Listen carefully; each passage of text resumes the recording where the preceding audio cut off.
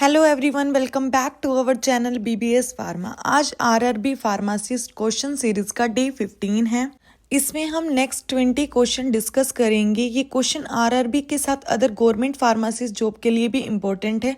तो चलो आज की वीडियो शुरू करते हैं। फर्स्ट क्वेश्चन है, आइब्यूप्रोफेन टैबलेट बिलोंग्स टू। आइब्यूप्रोफेन टैबलेट कौन से शेड्यूल से बिलोंग करती है? ये जो है non steroidal anti inflammatory drug है जो कि पेन और इन्फ्लामेशन को ट्रीट करने के लिए यूज़ की जाती है और ये अर्थराइटिस जैसी कंडीशन में भी यूज़ होती है।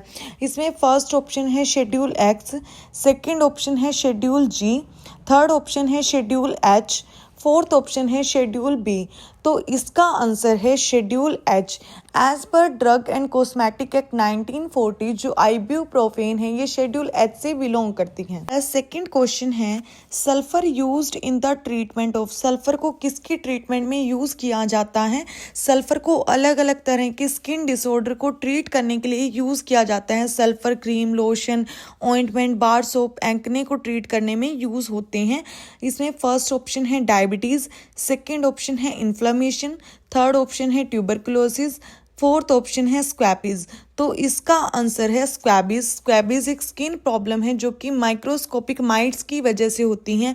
ये माइट्स स्किन के अंदर जाकर अंडे देते हैं जिसकी वजह से क्या rashes, pimple, itching, mark, red spot जैसे सिम्टम्स देखने को मिलते हैं। नेक्स्ट क्वेश्चन है, नेफेजलिन इज यूज्ड इन। नेफेजलिन किस में यूज होता है? फर्स्ट ऑप्शन है अस्थमा, सेकेंड ऑप्शन है हाइपोटेंशन, थर्ड ऑप्शन है नेजल कंजक्शन और फोर्थ ऑप्शन है हे फीवर। तो इसका आंसर है नेजल कंजक्शन। नेजल कंजेशन ऐसी कंडीशन है जिसमें नेजल पैसेज में बहुत ज्यादा फ्लूइड और म्यूकस हो जाता है। ये इन्फेक्शन, स्मोक या परफ्यूम की वजह से हो सकता है। नेक्स्ट क्वेश्चन है, nicotinic acid louvers down the. Nicotinic acid किसको कम करता है? निकोटिनिक एसिड न्यूट्रिएंट है विटामिन बी कॉम्प्लेक्स में जो बॉडी को स्मॉल अमाउंट में रिक्वायर्ड होता है हेल्थी रहने के लिए और नॉर्मल बॉडी फंक्शन के लिए। इसका फर्स्ट ऑप्शन है कोलेस्ट्रॉल लेवल, सेकेंड ऑप्शन है ट्राइग्लिसराइड लेवल, थर्ड ऑप्शन है ब्लड प्रेशर और फोर्थ ऑप्शन है नन ऑफ दीज। तो इसका आंसर है कोलेस्ट्रॉल लेवल। निकोटाइन एसिड को लिपिड अल्टरिंग थेरेपी के लिए यूज किया जाता था 1950 से। ये मेनली कोलेस्ट्रॉल लेवल को रिड्यूस कर देता है ब्लड में और इसके अलावा ये ट्राइग्लिसराइड को भी कम करता है अगर इसको हाई डोज में लिया जाता है तो। नेक्स्ट क्वेश्चन है, poisonous drugs are covered in. Poisonous drugs को इसमें कवर होती है कौन से शेड्यूल में? फर्स्ट ऑप्शन है शेड्यूल ई, सेकेंड ऑप्शन है शेड्यूल जी, थर्ड ऑप्शन है शेड्यूल एच और फोर्थ ऑप्शन है शेड्यूल बी। तो इसका आंसर है schedule E. Drug and cosmetic act में पॉइजनस ड्रग्स को शेड्यूल ई के अंडर रखा गया है। ये ड्रग्स मेडिकल सुपरविजन के अंडर ही कंज्यूम की जानी चाहिए।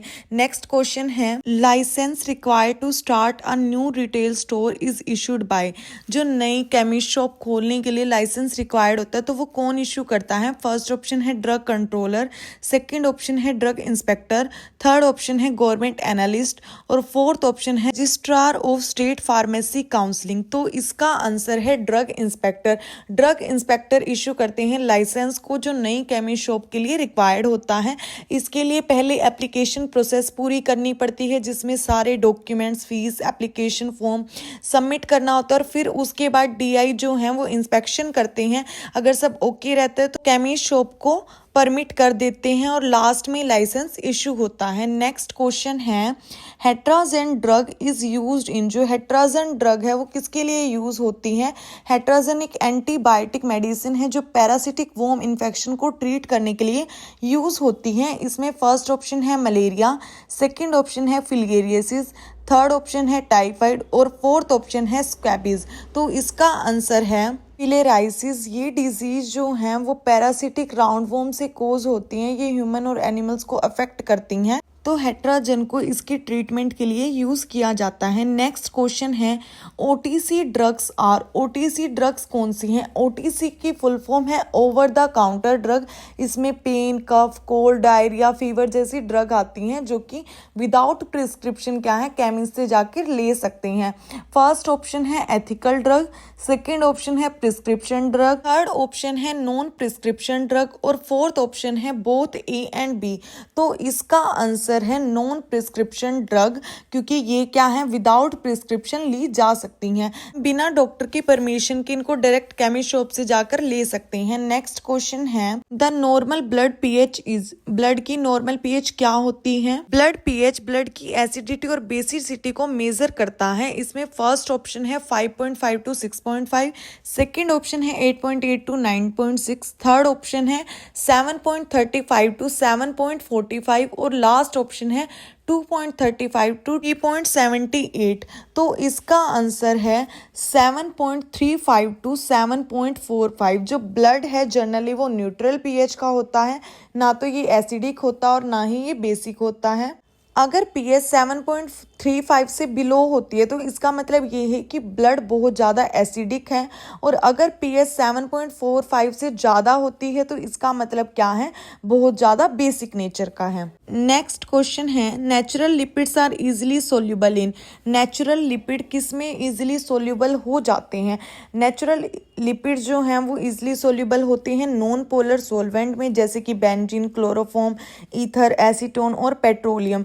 ये लाइक डिजोल्व लाइक वाले प्रिंसिपल पर बेस्ड हैं। इसमें फर्स्ट ऑप्शन है ऑयल, सेकंड ऑप्शन है वाटर, थर्ड ऑप्शन है अल्कोहल और फोर्थ ऑप्शन है मरकरी। तो इसका आंसर है ऑयल। जो नेचुरल लिपिड्स हैं वो खुद ऑयली सब्सटेंस है, तो वो क्या है ऑयल्स में ही जाकर डिसॉल्व होंगे। नेक्स्ट क्वेश्चन है what non component is present in the solution in small quantity, solution में कौन सा कंपोनेंट जो है वो कम क्वांटिटी में प्रेजेंट होता है? फर्स्ट ऑप्शन है सॉलिड, सेकंड ऑप्शन है सोल्यूट, थर्ड ऑप्शन है सॉल्वेंट और फोर्थ ऑप्शन है लिक्विड। तो इसका आंसर है सोल्यूट। सोल्यूशन दो कंपोनेंट का मिक्सचर होता है, सोल्यूट और सोलवेंट का। इसमें सोल्यूट कम क्वांटिटी में प्रेजेंट होता है और जो सोलवेंट है वो ज्यादा क्वांटिटी में होता है, जैसे कि शुगर सॉल्यूशन।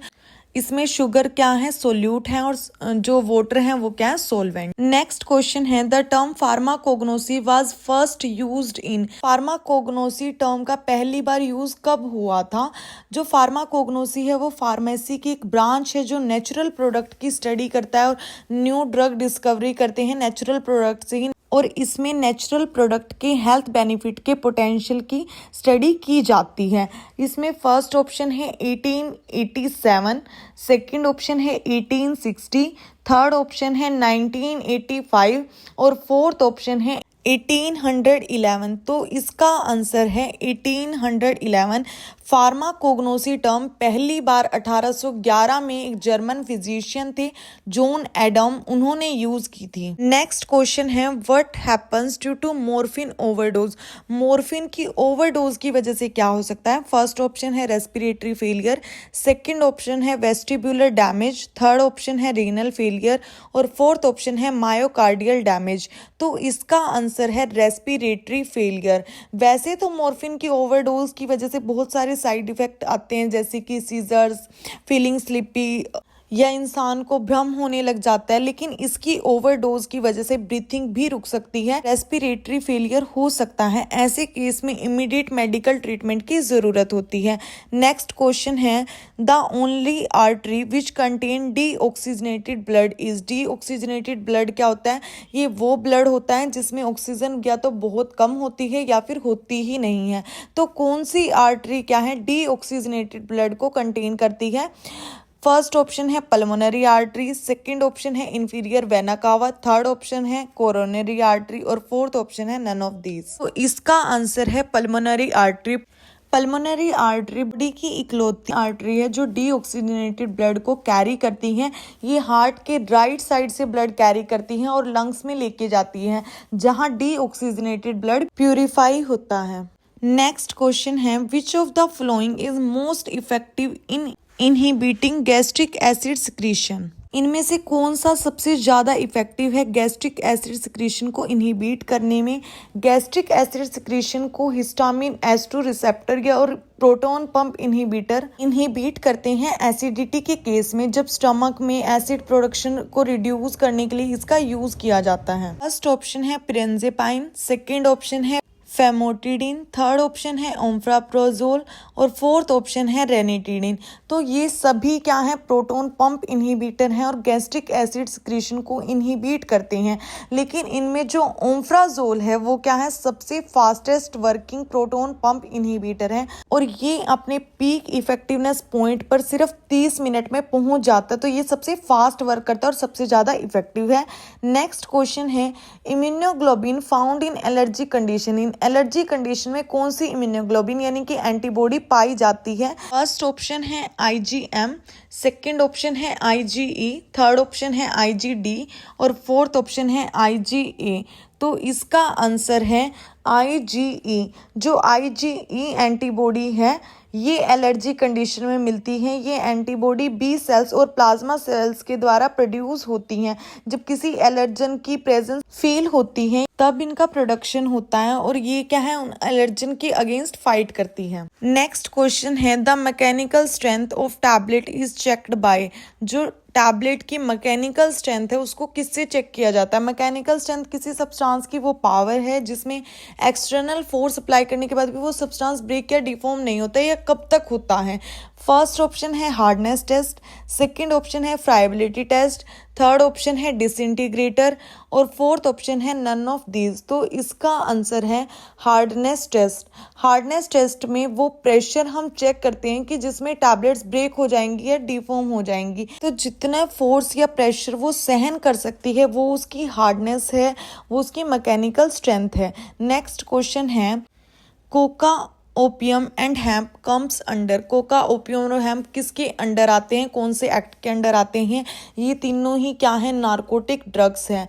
फर्स्ट ऑप्शन है dangerous drug act, second option है पॉइजनस एक्ट, थर्ड ऑप्शन है ड्रग एंड कॉस्मेटिक एक्ट और फोर्थ ऑप्शन है नन ऑफ दीज। तो इसका आंसर है dangerous drug act. Dangerous drug act 1920 parliament ने उन ड्रग्स के लिए बनाया था जिनकी लत लग सकती है, एडिक्शन के चांस होते हैं। तो इस एक्ट नार्कोटिक ड्रग की कल्टीवेशन, इंपोर्ट, एक्सपोर्ट, सेल और उसके यूज सब गवर्नमेंट के कंट्रोल में आ गए। नेक्स्ट क्वेश्चन है how are antibody molecule structures. जो एंटीबॉडी के मोलिक्यूल है उनके स्ट्रक्चर कैसे हैं? फर्स्ट ऑप्शन है के शेप्ड, सेकंड ऑप्शन है आई शेप, थर्ड ऑप्शन है वाई शेप्ड और फोर्थ ऑप्शन है टी शेप्ड। तो इसका आंसर है वाई शेप्स। जो एंटीबॉडी का स्ट्रक्चर है वो रफली वाई शेप्ड होता है और ये 4 पॉलीपेप्टाइड चेन से बना होता है जिसमें 2 आइडेंटिकल लाइट चेन होती हैं और 2 आइडेंटिकल हैवी चेन्स होती हैं। ये चेन कोवलेंट और नॉन कोवलेंट बॉन्ड से बंधी होती है। नेक्स्ट क्वेश्चन है how many total classes of antibodies are there. Antibodies की टोटल क्लासेस कितनी हैं? फर्स्ट ऑप्शन है 4, सेकंड ऑप्शन है 6, थर्ड ऑप्शन है 5 और फोर्थ ऑप्शन है 3। तो इसका आंसर है 5 टाइप्स की एंटीबॉडीज होती हैं IgG, IgM, IgA, IgD और IgE। जो IgG है वो क्या है, सबसे कॉमन है और ब्लड में मिलती हैं। ये जो एंटीबॉडी है वो की पार्ट है बॉडी डिफेंस सिस्टम का। जो नेक्स्ट है IgM, ये बैक्टीरियल इन्फेक्शन के रिस्पॉन्स में प्रोड्यूस होती है।